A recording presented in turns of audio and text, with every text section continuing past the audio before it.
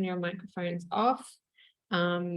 Any questions, feel free to pop them into the chat, and Hannah will be having a look at those. I'll be monitoring it as we go, but we'll reserve some time for questions towards the end as well. Alrighty, Hannah, I'll hand it over to you. Thanks, Kiara. Well, hi, welcome. It's a real pleasure to be here, particularly to be talking about this subject, which is a subject I'm very passionate about.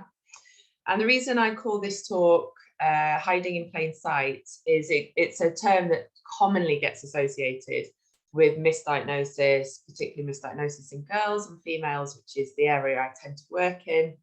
But it's also that idea that things are straight in front of us and we just need to dig a bit deeper sometimes to see them and find them. And that's really the theme of what I'm talking about today.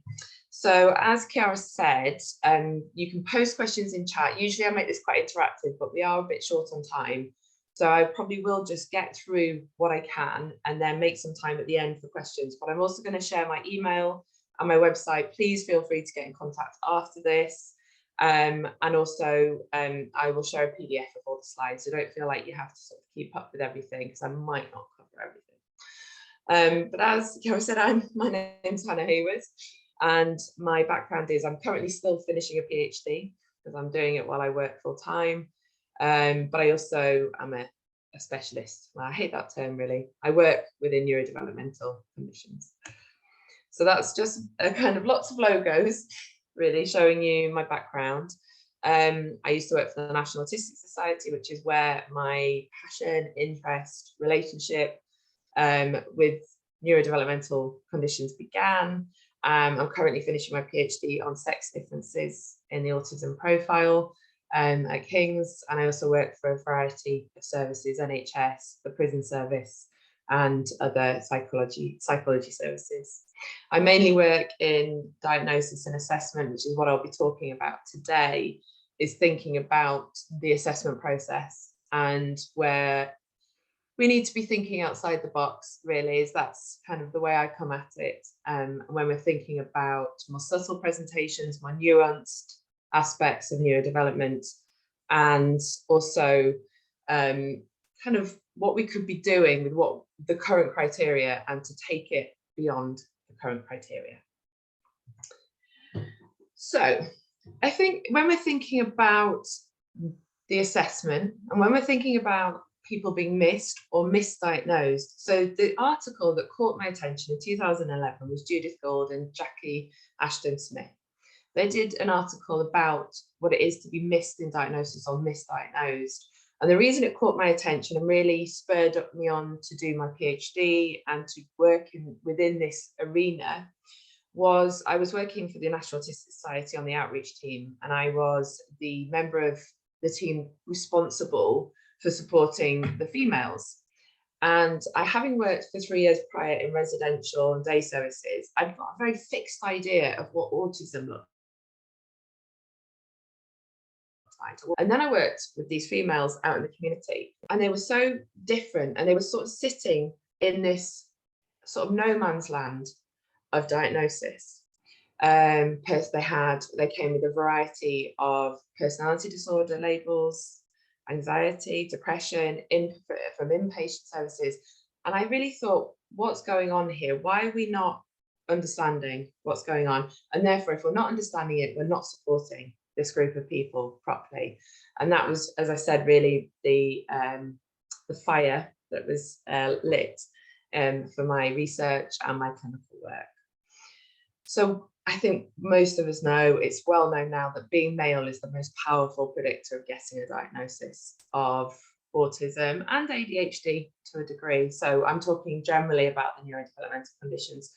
I also want to say, to preface this talk, with a lot of the references I make are to females or people assigned female at birth who identify as female.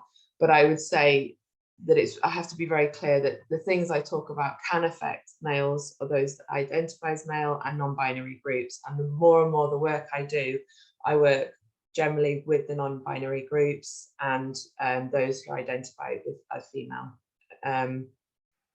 But I just wanted to make that distinction clear, because a lot of the references I make are to females, and I don't want to alienate anyone during this talk. I also going to talk a lot about the current criteria and the assessment process. And I just also want to make it clear that I'm not dissing the criteria that we have. It's done a lot of good work for many decades, as we know. It's recognised a lot of people. All I'm talking about today is a collection of ideas, thoughts, considerations based on 20 years of research and clinical work and on discussions with colleagues. And this is really all I want to do today, is get the brain thinking beyond the criteria box, as it were, that box that we all have to fit into, or people need to fit into in order to get a diagnosis. So one of the main things is that we all have to understand is that clinical practice, clinical criteria is fed by research, and research is fed by bias quite a lot. In order to get research funding, the reality is that we have to, again, get groups that fit into a box. A good example is my PhD data. I was very, very fortunate to have access to data that was from a large European study pre-Brexit. And so I have almost 900 people in my data set. That is a large data set, and that is brilliant in order to make inferences, to build ideas. But I would tell you that my research is on sex differences. I found very little sex differences. And the reason for that is because the people that took part in the research were people that had been diagnosed as children or very young, and who fit what we understand, or the stereotype of what we understand autism to be. And therefore, they're not, what we're not picking up on in the research is these nuanced ideas, these more subtle presentations, and also people that self-identify, self-refer. We're not picking up on those groups, and that's what we're missing in research. And therefore, the research is going to keep driving forward the stereotype, which keeps driving forward the clinical practice. And so I'm not here for us to kind of break any clinical practice rules or break the medical model, but I think it is time, and I think there are lots of people like yourselves, I'm sure, who we need to be thinking slightly holistic. We need to be thinking holistically, but slightly beyond, in a more enlightened way, about what we think about when we think about what we're looking for in a diagnosis, and what we're looking for when we talk to somebody who tells you they think they're autistic. So just very briefly, I'm sure everybody knows this, but the diagnostic process. So when we think about someone might get missed, when we think about somebody who doesn't get referred, there are various steps in which they're going to get refused or missed or pushed to the side. And we start at the GP level. So I don't know if any of you have ever experienced this, if you've gone yourself to the GP to say, look, I think I'm autistic, or I think I have ADHD, please can you refer me? I've had so many, particularly females, typically females, but it does happen to males too, but typically females or non-binary individuals who've gone to the GP, and the GP said, sorry, the way you're communicating, you're making eye contact with me, you're gesturing, the way you're telling me that you think you're autistic, you just can't be autistic. I'm not going to refer you. Now, that's a very reductionist way of looking at it, but that does happen. And so we're going to have a look at the screener in a minute, which is the NICE guideline screen of the AQ10, just having a think about how already that is going to miss certain nuanced things. And then the gold standard is the ADOS and ADI. Some of you may know them, some of you may not. I'm trained to administer both of them, and I do that in my clinical career. But what I'm now doing, along with other colleagues, is looking at these tools and then thinking, how can we think beyond them? Because quite often, particularly in more complex cases that I see, people aren't reaching threshold. They're not reaching that criteria. And I will talk more about that in detail, but they're kind of not scoring up. And there are some schools of thought that if you don't score up, you don't get a diagnosis. And it's as plain as that. And I see so many cases. I'm sometimes called in for a second opinion, or somebody comes to me and says, look, I got refused. I know I'm autistic. Look at these collection of things that are happening to me, have happened to me my whole life. But because I didn't tick all the boxes, I didn't get a diagnosis.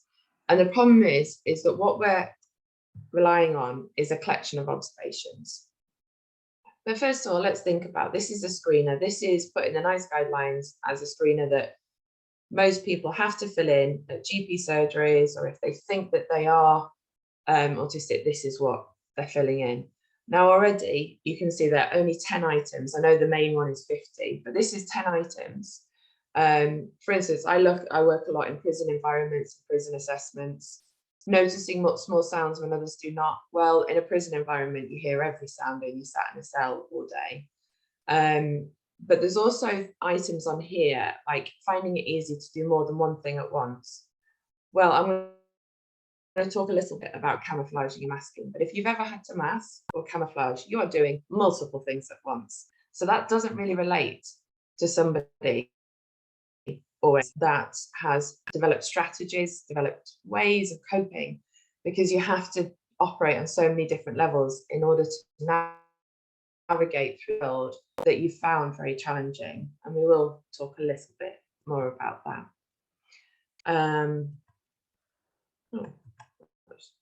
I always forget that there's a fade in, and I really should stop that. So I'm just talking about the assessment process a little bit, because I think it's important for us when we're thinking about people being missed or more subtle presentations, is all the steps where we are relying on the interpretation and the observation of a collection of clinicians and professionals.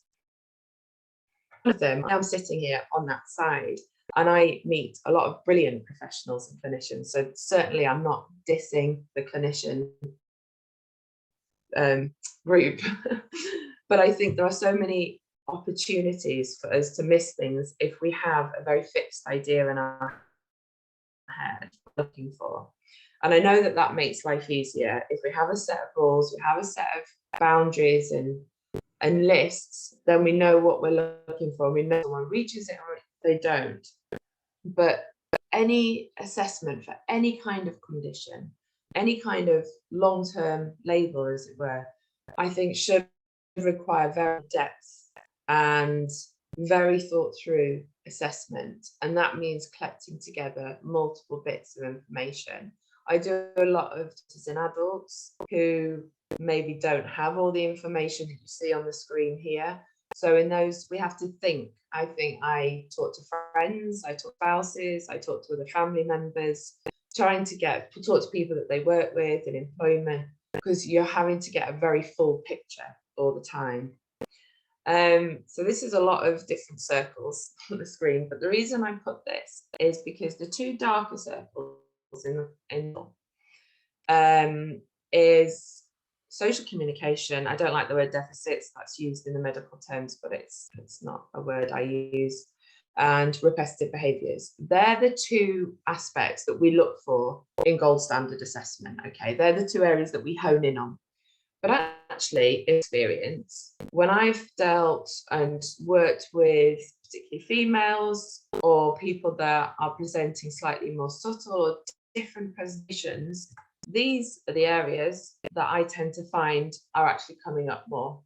And they'll tend not to score up in these two areas here, but these mood, depression, anxiety, and then self-injurious behavior, aggressive behavior, which comes from a frustration and irritability and not being able to express themselves, and also sensory should absolutely be on there. And I will be talking a bit more about that, because I'm at the sort of very beginning of my understanding, I would say, of sensory differences and sensory behaviors.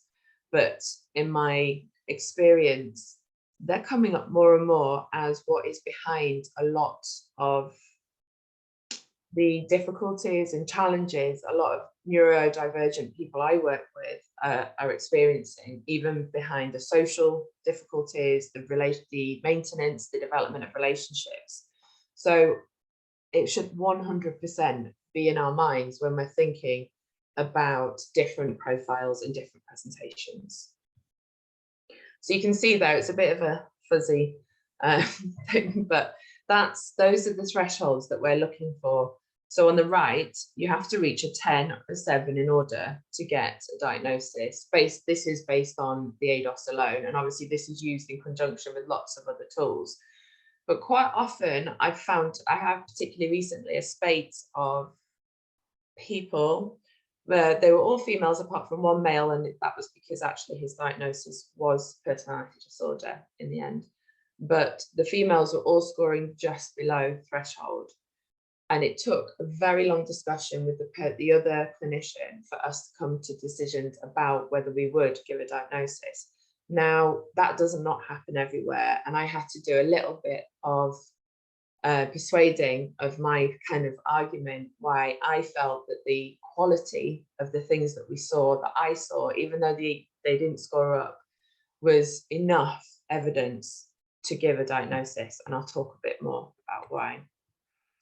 The reason I shared this is a piece of research I did aside from my PhD on quality of life, and it was actually a qualitative piece of work. So that is, we interviewed 19 adults, 11 of whom were female, and as you can see the other numbers there. So we were trying to get a higher proportion, higher representation of females, which also does not happen often in research. And we just interviewed them about all those different areas of life and asked them what quality of life really meant to them. How did these things affect their quality of life? To get really a sort of deeper picture of what it was to be autistic. And just to say actually that we didn't just include people formally diagnosed as autistic, we also included people who self-diagnosed or self-identified as autistic, as we felt that was a really important aspect. And the reason I bring it up is because I will refer to the findings from this research a little bit throughout the talk. But this is one quote that came from that piece of work, which is, "The world is built for and by neurotypical people." And it sounds very obvious, but it's true. And also the medical model and the diagnostic criteria is built for and by neurotypical people. It's built for neurotypical people to be able to diagnose neurodiversity and neurodivergent people, which is absolutely bonkers, if you ask me. And so I think that for me was like a quote that stood out from that research. And it's something I try to think about all the time particularly when I'm assessing somebody and working alongside somebody. Yeah. So, as I said, just to make you think back to the kind of the slide with all the circles on, and there were two darker circles, which said social communication and repetitive behaviours. Those are, as I said, they're the two things. But when you go into an assessment as a clinician, you're thinking about those two areas. Are these two areas that this person struggles with? Have they had a history of struggling with? And do they affect their day-to-day life? But what we're looking for is based on a set of criteria that was based on research almost 100 years ago, just under, and was based on research mostly. I think there was one girl in the research group, but they were all males. Okay, so you're already basing it on a picture that was a very historically stereotypical idea of what autism was. And we have moved forward. The thing is that criteria has helped us for decades and decades and helped millions of people. There is no denying that. But it is time to move with the times and move forward and move our understanding and build on that. And that's all this I'm sort of suggesting today, is that we build upon that, on those ideas. So for instance, when we're looking at social communication, we might be looking at non-verbal communication. So we're thinking eye contact, gestures, and what on a very kind of rudimentary level, you're looking, do they make eye contact or not? Yes, no, it really is that binary. Well, actually, my experience with a lot of particularly females or people that have come to diagnosis late, they've learned to make eye contact at socially appropriate times, even if it's very exhausting and very tiring and very difficult. They have learned to do that. So in a 1 hour assessment with me, they're going to make eye contact. So already they may then get a 0 and they might not score up. Or gestures. So I'm actually working on a bit of a passion project, I suppose, with 2 other researchers, where we've taken the assessment tool, the ADOS, And we've looked at what we have over the last 10 years picked up from clinical assessments as aspects that maybe need a little bit more thought and probing and time or consideration. So gestures is something that has come up. So what you're looking for in a basic assessment is, do they do gestures? Do they do them at the right time?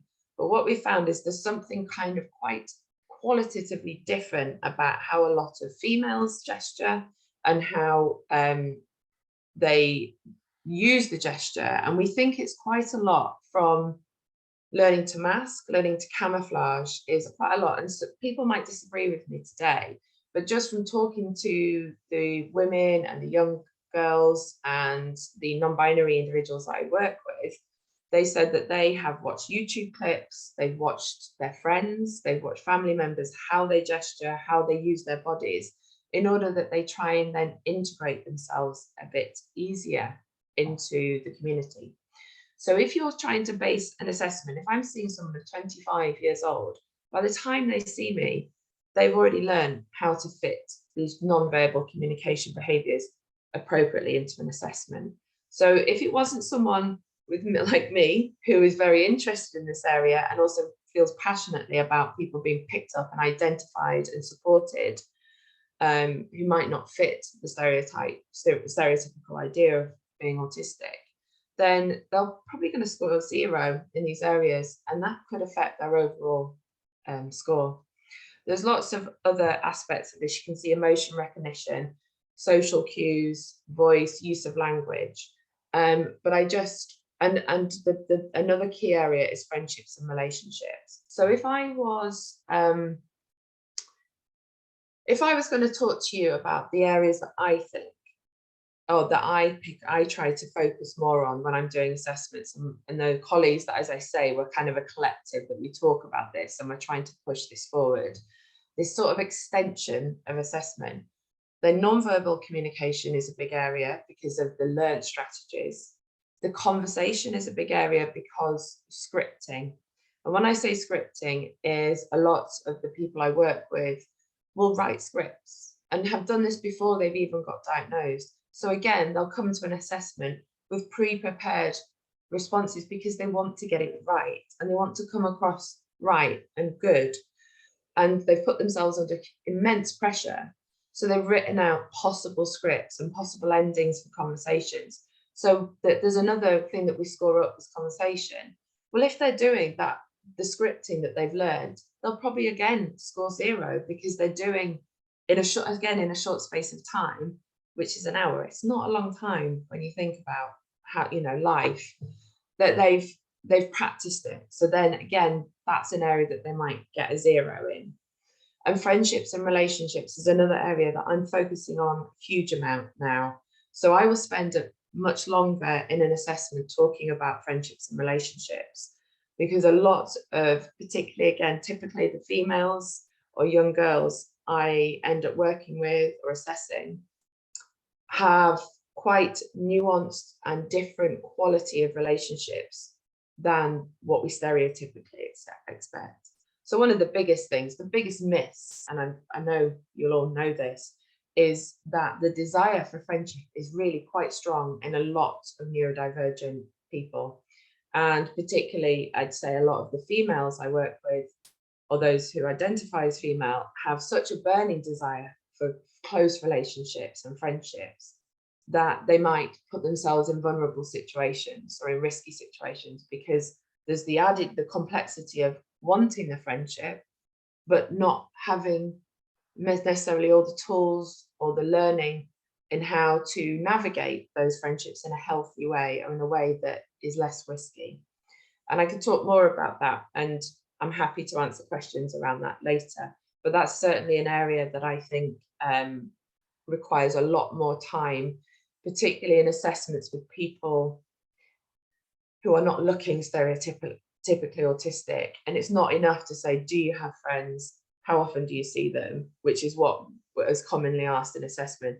It's asking about how they made friends, how they resolve conflicts in those friendships, how they cope with the end of friendships. Particularly, I end up seeing a lot of girls around 11, 12, 13 who have got navigated primary school fine because it's all those group social situations, you know, it's play dates, it's class birthday parties. Get to high school. Well, I found secondary school a nightmare for girls. I went to an all-girls school, which was the worst thing that could have happened to me because it's so complicated. And those friendships of who's friends with who, they change on a daily basis. Well, these are some of the areas that are incredibly stressful for young neurodivergent girls. But if they haven't got a diagnosis or they're not being recognised or supported for that at secondary school, it can become a very complicated and very lonely place.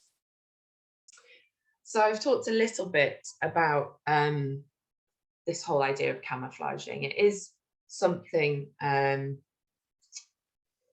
something that's come up a lot. It's a term that's thrown around a lot, and I think everyone probably knows what I mean, but it is something that I come across a lot more. And I now, actually, as part of my assessments, use the CAT-Q, which was developed by Laura Hull and Will Mandin and their team at UCL, which is the camouflaging traits questionnaire. It's a self-filling questionnaire.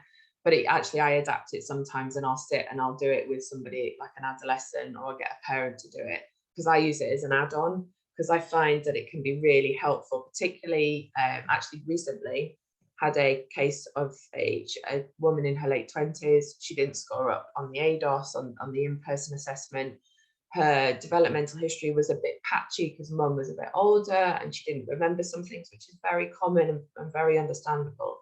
So myself and the other clinician decided to get her to do the CAT-Q as well, which was filling out aspects of her life that she, you know, picking up on whether she masked and camouflaged, and she scored through the roof because she had developed so many strategies to get through to her late 20s in order to navigate the world, but they'd had quite a huge effect on her. So, you know, overall, what we're doing, what's happening with camouflaging is this is a very kind of crude way of putting it, but is trying to fit in, like putting on my best normal, as the quote says. That is the best way of explaining it. It is literally that mask of like, okay, I'm going to school today, I'm going to talk to people today, I've got to do lessons. And that's why very commonly it comes at a great cost. And another aspect that I tend to try and look for in these assessments, or I'll ask the parents or I'll ask the people about themselves. I'll say, you know, about exhaustion at the end of the day, at 4 o'clock when they come in from school, or for adults. You know, I've worked with a lot of women that have, one woman called it her reset day. And she had a day off being a mum and a wife and doing her job. And the family just understood that was her day she called it her brain reset day, actually. And it was her day to reset herself, her levels. She stayed in bed. And that's how she coped with the rest of the week, because she knew she had this day to be completely exhausted and overwhelmed. And that was her way of coping. And that was before she ever got a diagnosis, because she got to her 30s without being diagnosed. She'd found a strategy in order to cope, because when she didn't have that day, she became quite aggressive with both her children and her partner, which was something she then felt very guilty about. So she'd had the nous and the intelligence and the sort of, the resilience, actually, to come up with the brain reset day, which I think was quite amazing. And so when I'm assessing or when I'm talking to people that I might work with, I'll ask about those aspects. How do they cope?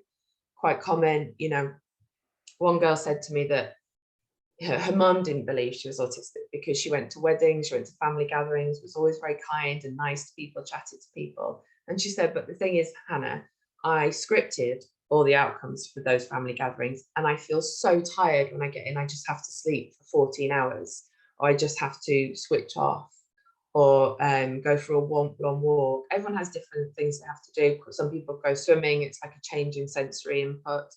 But we've all got different ways, but particularly it's very notable for the young, for the neurodivergent people I work with.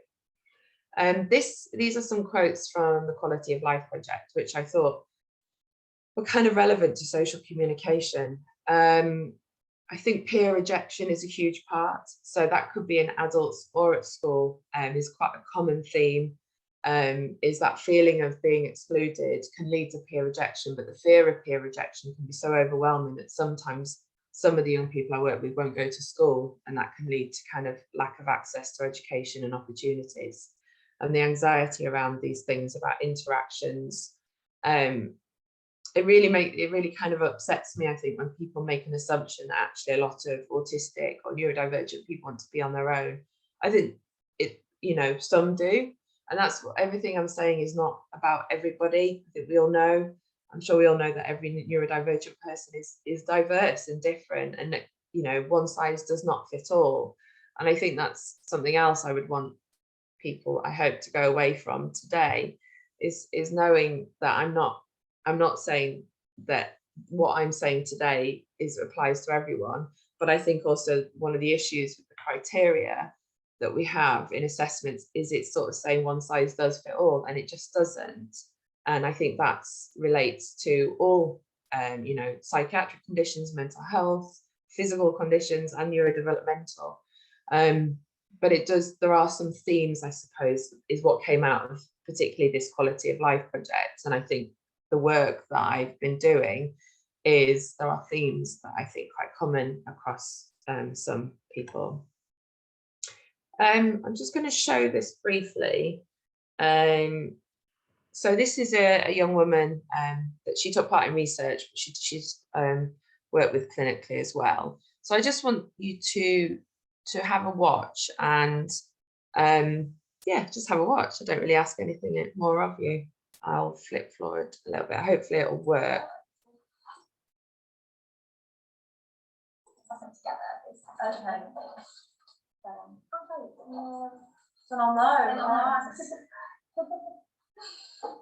Okay, so next is a storybook, and in this book it's not got many words, no sketches. And I'm going to start off, and then you're going to take it into the story. So it's Tuesday evening around 8, and lions. Oh, I can't see. Oh, some of the words aren't going to make it back, I don't think. And yeah, the lion was wearing a cape, and the lion was Let's play a little bit from here. oh, yeah. That's finished. But that went through. That's what I went through. Maybe it has to like hit a certain thing. That went through again. maybe it's run out back. Maybe. Yeah, I've never been able to do it. Did you just get that through? Yes. I had so many witness me do that. I tried so hard for so long. Okay, now I've got some more questions. Okay, do you take care of your own money? Yeah. Yeah, where does it come from? Okay, yeah, correct. I've got some privacy. Oh. And do you have to pay your own bills? I mean, if anyone wants to comment at the end maybe about her, I'd be really happy to talk about her. The reason I share a little bit of the video, and I could show her for ages because I think she's just brilliant. She took quite a long time to get diagnosed as autistic and ADHD, and there might be aspects, if you watch for longer, you'd see some things that might flag up. But actually, if you could see from those short clips, is she's got good eye contact, gesture, nice facial expressions, and it did take her quite a long time to get diagnosed. And she's sort of, in a sense, typical, but not typical, but typical of a lot of the young people and women and non-binary individuals that I work with and see. And unfortunately, somebody like her, if she was to go to a clinician or a professional that perhaps had a very fixed idea of what they're looking for, they might not probe further. And what I'm trying to get at, maybe not in a very clear way, but actually, if she, say, went to her GP or to a quite traditional psychiatrist or psychologist, it might be difficult for her to get her foot through that door. And I think the reason she did is because she had a mum that fought for her and a twin sister that also got diagnosed. So I think there was, you know, she's quite a forceful character herself. And that's the other thing, is I find one of the common themes is you have to be very forceful sometimes to persist and persevere. And that's one of the pieces of advice I tend to give if people contact me about trying to get a diagnosis, or at least get referred or listened to or heard. Is I'm like, you have to persevere, because you know you best, or you know your child best. But yeah, I'll talk a bit more about what to do if you think you are and want to get a diagnosis. So one of the other things that comes up, it says social cues under social communication. Now, the way that that's tested in assessment is like, conversation cues, or when to pick up on something or ask somebody a question. But actually, it's a lot more complicated than that. And it can be a lot more nuanced than that. So something else that I tend to try and probe for and explore a bit more when I'm assessing somebody is, it says here about flirting, but that is a really important aspect. It's about reading other signs in other people. And as I said earlier, that sometimes, well, quite common, often, a lot of the people I've worked with are quite vulnerable in relationships, both friendships and romantic relationships. And the issue of that is the desire to want to be close to somebody, human contact and closeness, versus the not being able to read when you're in danger, or somebody's taking a mick or taking advantage of you. And so something I've been trying to work on is a kind of psychoeducation with young people around the idea of reading other people. I mean, flirting is complicated enough for neurotypical people, but I think only when I started to unpick it did I think actually reading other people is very, very hard work. And I'm not sure sometimes. The thing is, if you just ask a question like, do you have friends? Do you have a boyfriend? Do you have a partner or girlfriend? It's not enough. I think what we have to explore and get to the bottom of is, how did this relationship begin? How is it managed? How has it ended? How conflicts or kind of difficult aspects of that relationship are managed. And often that is not in the standard sort of assessment questioning, but it's certainly something I try to explore. And I've been trying to explore the idea of consent. Now, consent on many different levels, not just sexual consent, but also just consent to be touched, hugged, kissed. Medical consent is very complicated. And it's something I'm just sort of starting to think about with some of the people I've been working with. But even this 22-year-old female gave me a really good example of sex education at school, how she completely missed the whole thing about a condom because she just was fixated on the fact it was put on a banana. And that for her was she took that literally, and she had no way of translating. She's a very intelligent, it's nothing to do with that, but she had no way of translating that across to what that meant. And then everyone was using this other language in the class, like colloquial or local or rude or terms. And because it wasn't the correct terminology, she felt like she missed out on this whole development around sex education because it hadn't filtered through for her. It hadn't kind of gone through. So I think that's something to think about as well, is kind of adapted ways of sex education, of relationship education, healthy relationship education, is another whole aspect of more kind of subtle presentations. Because the problem, I think the challenge for this young woman was that she's very cognitively able. She got on well at school. She was a good girl at school. So nobody really picked up anything, and nobody thought that there was anything that needed further support or exploration or explanation. So that's something I try and think about as well, is the whole kind of idea around the understanding of consent and looking after themselves or ourselves. So I think I mentioned earlier about the exhaustion that comes from camouflaging and masking. And that's a theme that we didn't, in this quality of life project, we never used the terms masking and camouflaging. We never used leading terms. We were wanting it to be a completely organic, natural expression from people. But these are some of the common themes that came out about, one girl said that her dad called it her artificial intelligence, which I have mixed feelings about, but I think what he was sort of trying to relate to in a nice way was say, it is like a mask or an armor, and it's something that is learned excruciatingly well and executed to the best that someone can do, but that comes with its own costs, and it is very, very exhausting. And I think, you know, another difficulty I come across quite a lot in some of the clinical work is parents will say, you know, for me, a parent knows their child best, or somebody knows themselves best. But school, you know, we take information from school, and often school will say that they're perfect at school. There's no problems, particularly girls, but sometimes boys as well, who go under the radar. And, you know, they'll say they're fine, they're fine, they're fine. And quite often some clinics will require school information to back up what home is saying. But if mum or dad or family members say to me, do you know what, she is really good at school and she's doing okay in her schoolwork, but she comes home at 4 o'clock and the whole house is in disarray, emotionally, physically, for 2 hours because of the pent up things that she's been holding in all day, then I'll start to listen and ask more questions.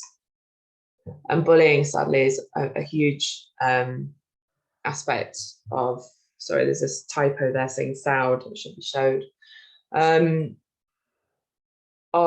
It's something I do ask about, but not just were you bullied?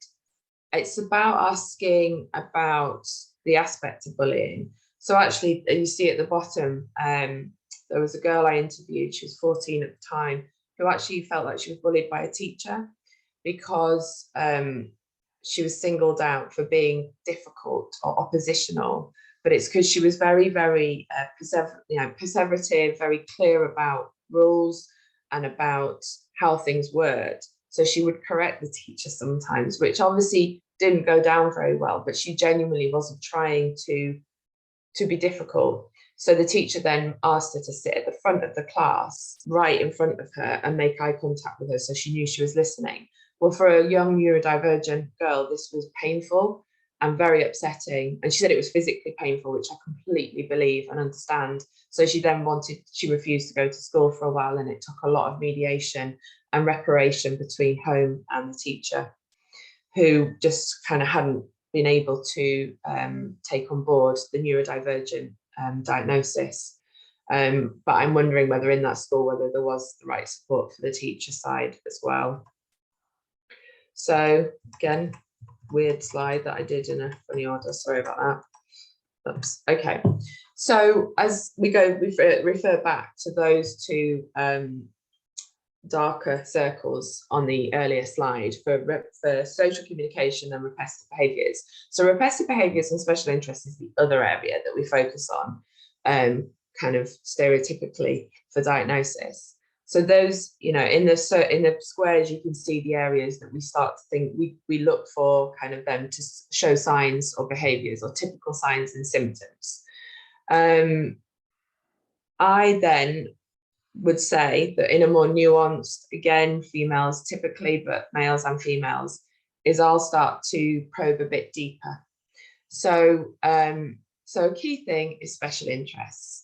Most of us know that that's an aspect of particularly autism that gets honed in on. And what we stereotypically know is, unfortunately, trains, science, engineering. And, you know, it's even in some of the criteria or the screeners, it's like, do they have a special interest, say, in trains or maths or science? And a lot of, you know, if you're doing that kind of very tick box exercise, you'll be like, yeah, brilliant. Okay, they've got a special interest. They want to be a scientist. They want to be a mathematician. But what I've found in my clinical work and in research, and I'll show you a little bit in a second, some research that I did with a colleague about special interests, is we need to be thinking outside the box with special interests. So if we're assessing a girl and the parents will say, or the girl will say, you know, I've got a real special interest in one direction. She's a 14-year-old girl, it's like, fine, okay. But actually, if you probe a bit deeper, if you explore a bit deeper, the quality of that special interest is quite unusual. Or a particular interest in makeup. I find a lot of young people become very interested. So they'll watch rituals, they'll watch demonstrations on YouTube again and again, and they'll perfect contouring, say, on their face, or clothing or fashion. On the surface, these all look like typical girls' interests. So a lot, you know, people might go, that's fine, she's a typical girl. I'm not going to explore that further. But I really try and push a bit more ask about, you know, how long, what does that interest actually look like? You know, if she's interested in one direction, has she actually been to see them? Maybe not, but maybe she's catalogued every time that they've appeared on TV, or all their kind of personal information or their outfits. And that's the kind of nature of the interest that we're sort of, I think it's really important to get to the bottom of.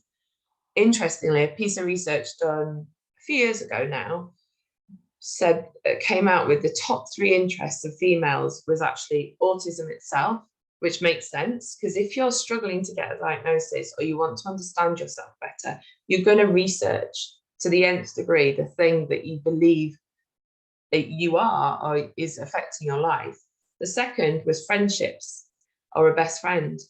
Now, what I was saying earlier about that vulnerability, but it's that kind of such a deep desire to be a good friend and to be a friend, is that a lot of girls or females will research it so they understand it, or they'll watch demonstrations of it on TV programs or films.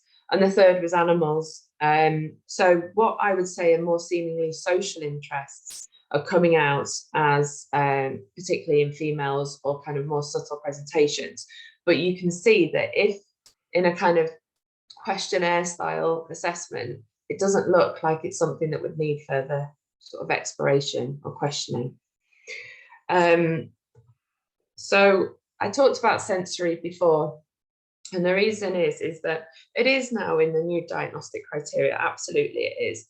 But all I'm saying is I feel like we don't know enough about actually the impact of different sensory differences and experiences are having on what we see in front of us, what we observe, because the senses quite often we can't see, unless it's a very obvious hand over the ears.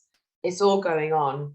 And actually sometimes I find, I recently did a sensory profiling course, a really good one, just because I want to try and really understand it more.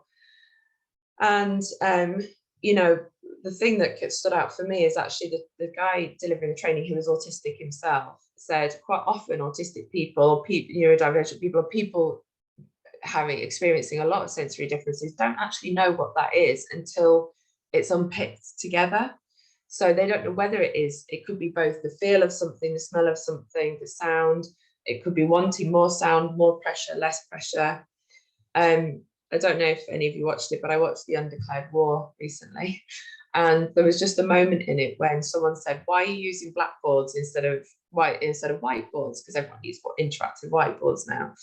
And they said it was because the whiteboards were too noisy and they just left it there. They just left it hanging and no explanation.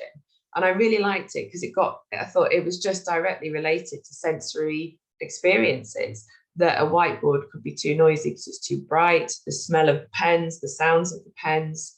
Although I think the scratchiness of chalk is very unpleasant, but everyone's got different feelings about boards. But I thought that it got me thinking about this idea of noise, and like that sensory differences could be taken as noise. And I think every clinic's different, every professional is different, and make a choice about their kind of assessment of sensory experiences. But that's another area that I spend quite a lot more time on now, and probe a bit deeper about responses to the world and the world around them, and try and kind of get to the root of what could be causing an uncomfortable feeling, or what could be actually bringing a comfort. And actually that could help us then put together a much clearer picture of somebody's day and how we can help them get through the day in a much happier and easier way.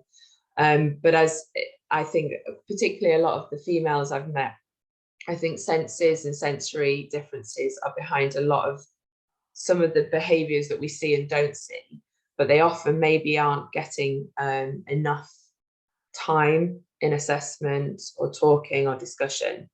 One of the new favourite things I learned on the sensory profiling was obviously about there's more than 5 senses. And interoception was one that I found really interesting, which is basically our internal senses, which is thirst, pain, taste, and hunger. And I'm not sure how much, I'm sure a lot of you have experience with this, but eating and food is obviously quite a large part of some of the presentations that we might see, or the challenges that people might, neurodivergent people might face. And I've done some work in the crossover with eating disorders at the Maudsley, and I'm of the belief, and there is research starting to back it up, that some eating disorders might not be in function pure eating disorders and could be coming from an autistic or neurodivergent sort of function and background, and therefore the treatment, or I hate the word treatment as well, but yeah, the management of the eating disorder would be very different if we actually thought it was coming from a sensory difference and sensory experience discomfort. So one girl I went and interviewed for the Quality of Life project. I interviewed her on the inpatient eating disorders unit at the Maudsley, and she described to me one of the programs at the Mausley's, group eating as a way of recovery, but she kept not being able to engage in the group eating because she said it's not that I don't want to eat necessarily, though it had developed into quite a severe eating disorder. She said initially when she was with her family, it was too much of a sensory overload to sit at the table, to feel the texture of the food going down and be watched eating and watch other people eating and smell them eating and hear them eating. That was too much. So if you plonk her into a group eating recovery group, that's not going to work for her. So she needed noise cancelling earphones or loud music on. She probably, needed to eat separately or a bit away from other people that she could smell their food. That's a very sort of brief overview, but I just thought that was really interesting, that there needed to be much more thought around that whole experience of eating, and that maybe it's not that ultimately that she didn't want to put food into her body. But I appreciate that it's a very complicated subject, and that was a very brief description of one girl that I spoke to.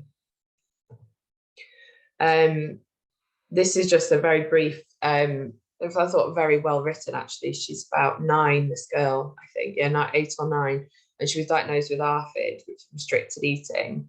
And I thought it was just really interesting the way she described the whole process of eating, of the how the food looked, the moving from the living room to the table, what her brain had to do when she ate. It just broke down for me, actually, the fear around eating certain food, and that whole experience of something that many of us take for granted is dinner's ready, go and sit at the table, eat your dinner.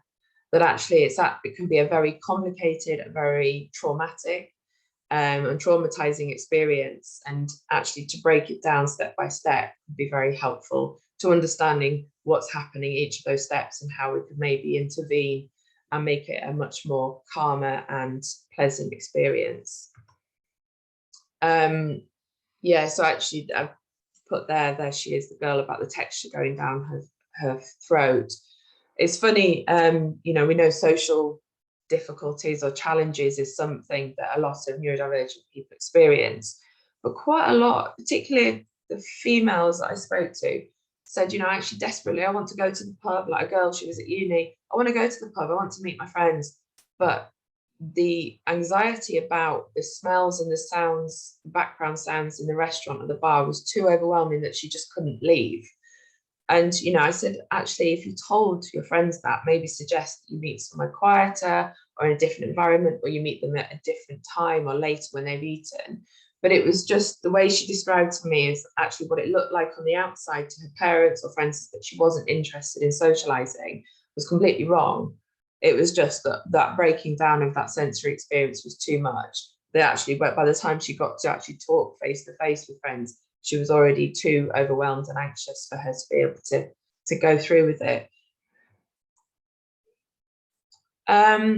So I suppose with everything I've spoken about, it sounds like someone said to me once, not recently, because of this tool, this passion project, that we're kind of looking at these tools and thinking how we can, I suppose, think beyond them, use them as a basis, but think about probing deeper, is always saying that we should change the criteria. that isn't what I'm sitting here saying today. I think one of my goals is to think about just a bit more deeply about the quality of the behaviours that we see or don't see, and actually how, again, I don't like the word impairment, but it's used in diagnosis, is how much these things that we talk about affect people day to day. That's really where the line is about the diagnosis. And the difficulty is then who are we to judge what is impairing? As I said, I commonly get referred girls and females that are either transitioning to secondary school or transitioned into university, because they're two highly kind of stressful transitions. But there was some young women that I was working with who, after their first year at university, sort of had mental health breakdowns, and they came to university not diagnosed, and they were on the waiting lists to get diagnosed, and they were judged on how impaired they were by the collection of behaviours, or however you want to term it. And the girl was compared then with someone who was unable to function without support of her parents. She was nonverbal. There were, clearly very, very challenging day-to-day living. And of course, she was pushed ahead of her for a referral. But I suppose it raised the question for me, is this girl that wasn't nonverbal, that was at university, had not been able to get out of bed for weeks because of such intense depression and anxiety, because of how overwhelmed she'd become by university life, because university life was not routined, it was more free, it was more independent, and that was a great source of fear for this young girl. So for me, I felt like her life, her day-to-day life, was also very, very challenging. But it's very difficult, and I'm sitting here saying I don't know all the answers. All I try to do is do the best I can in the situation and think about the things that I've raised a bit today with you both, and also think about, I think quite often I did a radio podcast thing recently with these amazing people, these two therapists that run it, called Listening Matters, and the whole theme of it is about how do we listen better. And I think quite often in assessment for anything, whether it's assessment for diagnosis, assessment for referral, is I'm not sure that we're always listening, and we're sometimes not listening to the things that we're not seeing behind closed doors. And I think that's something that I'm trying to drive forward in my work, and trying to, with the colleagues, these great colleagues I work with, we are trying to speak up or turn up the volume for the voices that are not heard, because within, there is such a wide breadth of people that are struggling. They're struggling in different ways, and I feel like, it's very hard for us to judge. And all we can do is, I think we should just be probing a bit deeper and thinking beyond the things that are the stereotypical ideas. For a bit of fun, I asked a lot of the people that I did the quality of life projects, was like, what would you like to see in policy and research? And, it's kind of the things that aren't generally being researched. It's just about, actually, the thing that spoke to me is like, the world needs educating, is actually, let's stop looking at necessarily the problem lying with neurodivergent people, and maybe let's think about the rest of community and globally about how we can just be thinking differently, thinking and approaching things with a more open mind, I suppose, and thinking positively. This was just a very brief little bit of about special interest, just because I found it really interesting. But myself and a PhD colleague, she was doing her PhD on repetitive interest, and we just had a really quick look at some of the clinical data. And overall, for all the males and females, there was a significant difference between the scores on repetitive interest aspect.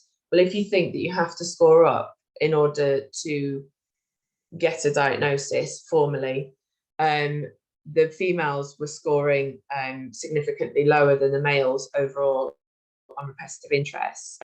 And just to explain it to you, the top two lines, the males were scoring much more, and circumscribed interest, which is essentially special interests, we're just scoring way above the females.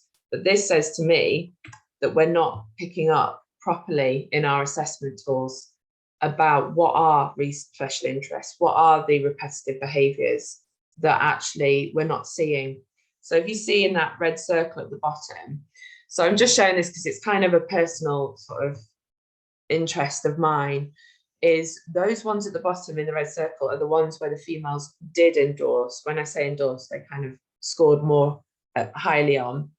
And if you look, there's quite a lot of self-injurious behaviour there. Rubs or scratch yourself and skin picking, pulling hair and skin, self-care and dressing in the bathroom. I don't know if this is ringing bells for a lot of people, but a lot of the girls and females and non-binary individuals and some males, but mostly typically the female groups, these are the areas that quite often we might not see in an assessment, and parents might not see, or partners might not see. But unfortunately, the hair pulling and skin picking, and this thing about self-care in the bathroom. So I will, it sounds a bit strange, but I'll often ask about what the morning routine's like, because quite a lot of girls I know will painstakingly spend hours getting their hair and makeup right, and spend hours doing, you know, all kinds of things in the bathroom. But I just thought it was interesting that those things at the bottom are what the girls and females are scoring more highly on. So it's a terrible image there with the light, but what I was trying to say is that kind of looking ahead is that's meant to be a sign of enlightenment.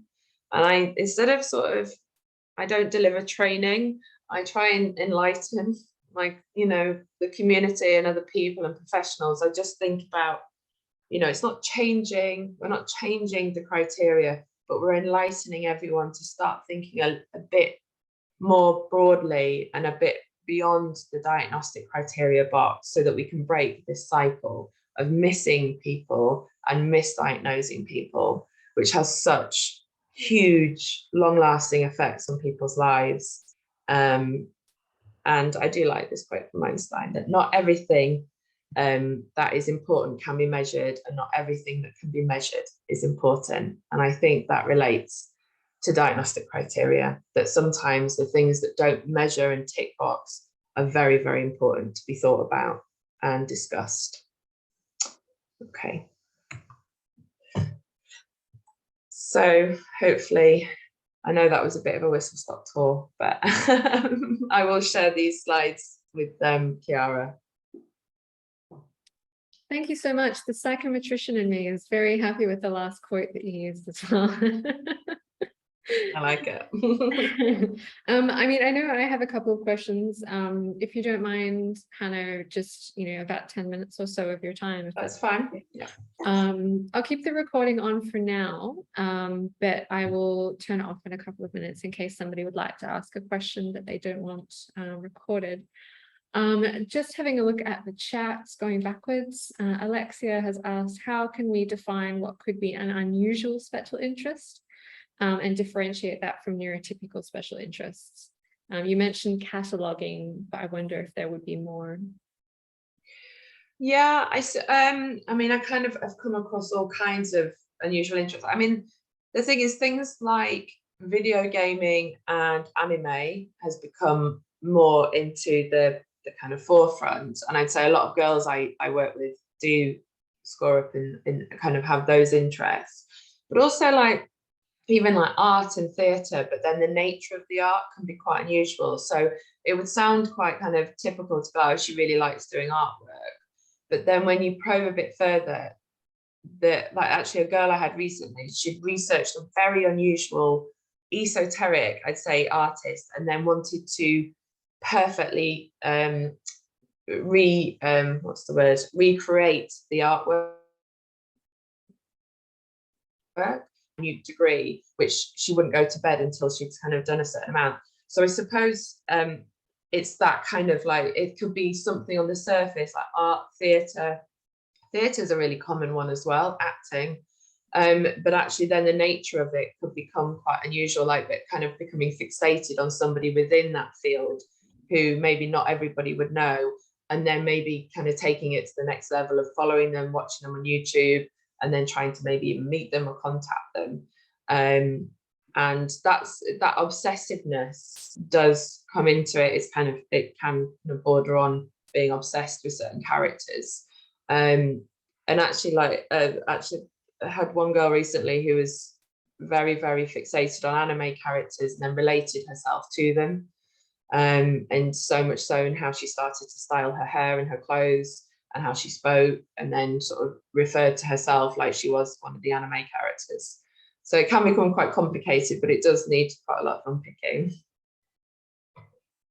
Julie in the chat is a National Autistic Society student mentor, and a lot of things you've said have resonated strongly. Gretchen is also resonating with the discussion about flirting too. Molly has a topic that, if anybody is interested in researching, that is mentioned in the chat too. And we've had a question come through. You mentioned giving some pointers to people that might be getting blocked potentially by a GP, and how they kind of could navigate around that. Yeah. So yeah, I get quite a lot of emails around this, and it's something that I'm happy to spend time. I talk to people about this because it's something I get very angry about on people's behalf. So what I would always say to someone is, it sounds bad, but you kind of have to go, if you have to think you're dealing with medics and scientists, okay, and they need evidence. So I always say to parents or to individuals themselves, I'd say start recording your evidence now.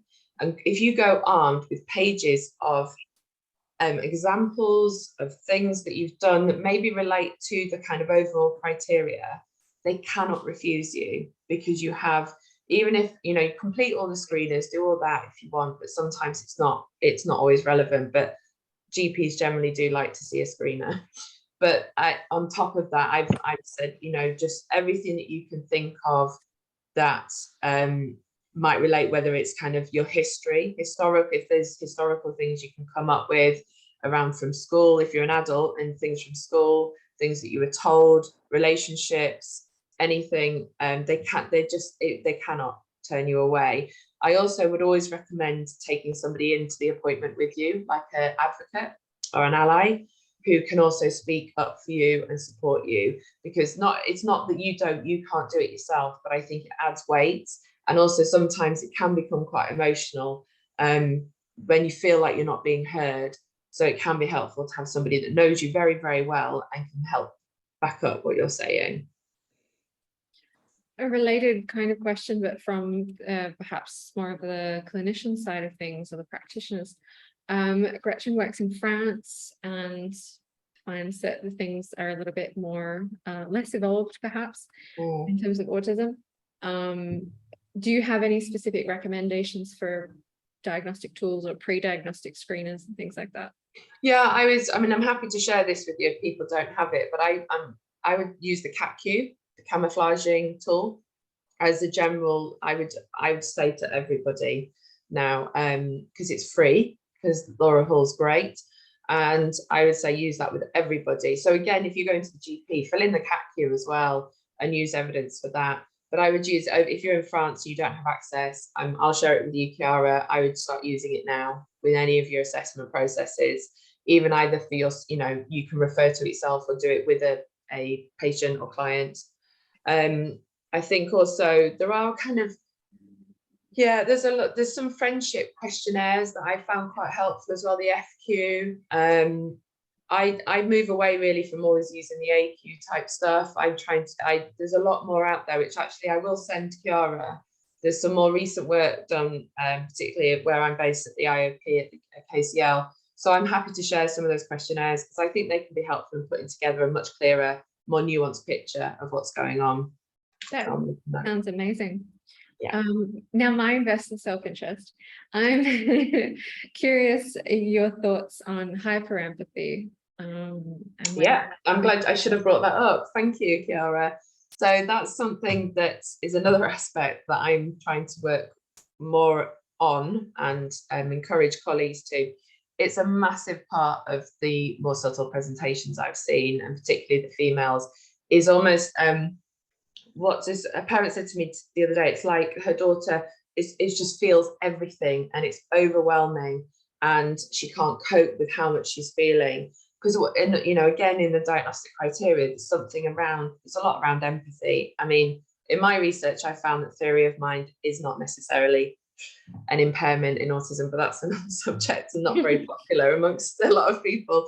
But is actually it's almost feeling things too much, and then that can feed into some of the friendship difficulties as well, because actually if you're feeling things so sensitively and keenly and it really affects you, it can then affect kind of the maintenance of a healthy relationship, because it brings about an intensity in either romantic or friendship. So it's certainly something that, if you know, you're commonly looking for the stereotypical lack of empathy or a coldness or aloofness, which it's just not something I've seen very much, I have to say.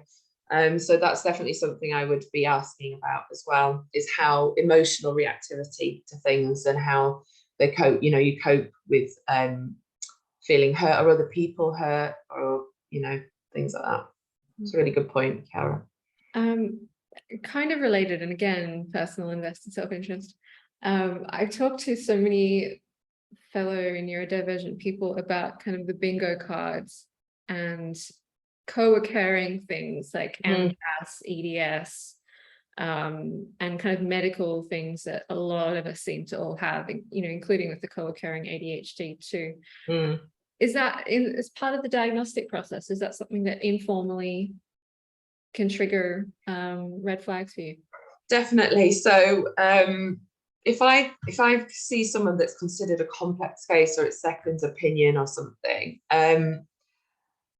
if a female particularly, but anyone, if they come armed with a group of diagnoses they've already collected along the way, then my flags are going immediately, that actually, what are we looking at here? And I encourage, you know, myself and fellow clinicians, is let's start again, because also, you know, a collection of diagnoses can be useful, but it can be very confusing as well. And I think it's important to actually focus on sometimes, and that not a popular thought all the time, but I wonder if actually a neurodivergent diagnosis is the basis of it, and actually all the related things could be sensory related, or could be difficulties experienced because of a lack of diagnosis or a lack of proper support. So that's definitely where I start with that. Marina has an interesting question in the chat about kind of the role of parents, and whether having an undiagnosed parent that has kind of potentially fostered masking behaviors versus families that may have neurotypical parents that don't quite understand a neurodivergent child.